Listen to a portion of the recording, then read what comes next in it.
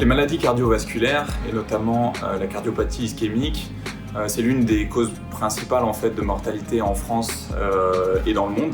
Et notamment en 2015, autour du début du projet, on estimait en fait à 17,7 millions le nombre de personnes mortes dues à des causes de problèmes cardiaques.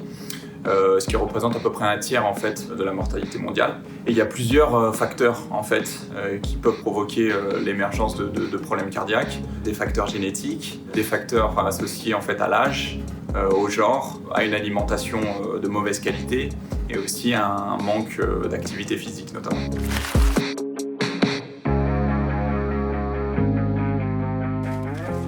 La recherche en fait sur le lien entre le microbiote intestinal et les maladies cardiovasculaires nécessite de prendre en compte les comorbidités ainsi que la prise de traitement. Parce qu'en effet, il y a eu déjà de nombreuses recherches en fait, essayant de trouver un lien entre le microbiote intestinal et les problèmes cardiaques, mais qui ont à chaque fois échoué en fait, dans la prise en compte de ces facteurs confondants. Et dans ce contexte-là, un projet s'est lancé, un consortium, qui s'appelle le consortium Metacardis, qui lie en fait la France, l'Angleterre, l'Allemagne, la Suède et le Danemark, et qui avait pour but d'observer et de comprendre en fait, le lien entre les modifications du microbiote intestinal et l'émergence de problèmes cardiaques, de maladies cardiovasculaires, tout en prenant en compte l'effet de facteurs confondants tels que l'obésité, le diabète de type 2 et la prise de médicaments. Ce consortium a fait une caractérisation phénotypique approfondie sur 2000 individus danois, allemands et français. Cette caractérisation phénotypique a permis d'observer la composition du microbiote intestinal,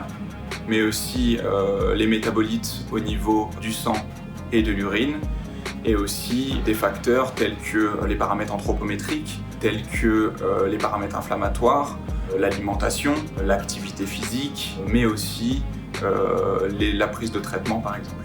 Cette approche innovante n'avait jamais été faite avec ce nombre de sujets et cette profondeur au niveau du phénotypage des individus.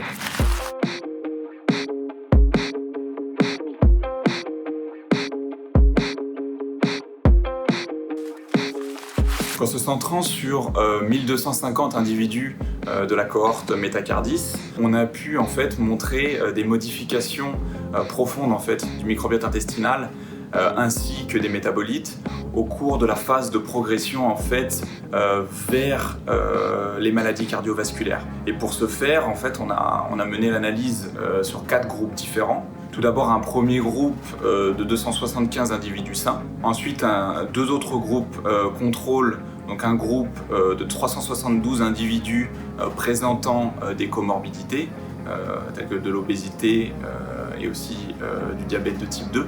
Un autre groupe donc contrôle de 222 individus présentant des comorbidités mais ne prenant pas de médicaments.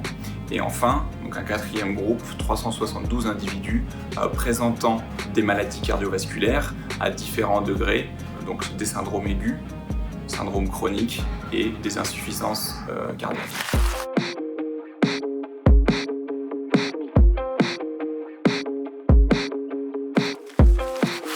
Donc dans cette étude, on a pu observer, notamment lors de la progression en fait, vers l'apparition des problèmes cardio-métaboliques, une diminution de la diversité au niveau du microbiote intestinal, une modification de la composition en entérotypes, une altération de très nombreuses espèces et notamment d'espèces qui vont produire des acides aminés à chaîne courte, mais aussi des altérations au niveau des métabolites avec une diminution de métabolites vasoprotecteurs tels que l'alpha-tocophérol et aussi l'augmentation de métabolites dérivés de la phénylalanine et du tryptophane.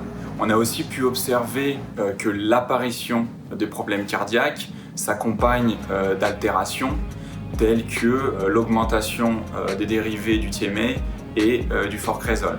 Et enfin, on a pu observer que en fait, l'aggravation de la maladie d'un syndrome aigu à une insuffisance cardiaque s'accompagne en fait d'altérations nombreuses au niveau des métabolites et notamment du métabolisme de la phénylalanine et de la tyrosine, mais aussi d'une augmentation en fait de la capacité de production microbienne d'acides aminés ramifiés.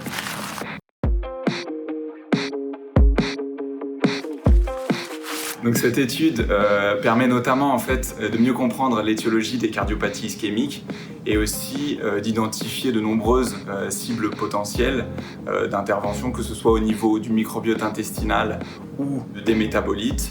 Et ce à différentes étapes en fait, que ce soit lors de la progression vers les problèmes cardiaques, mais aussi au cours de l'aggravation de la maladie.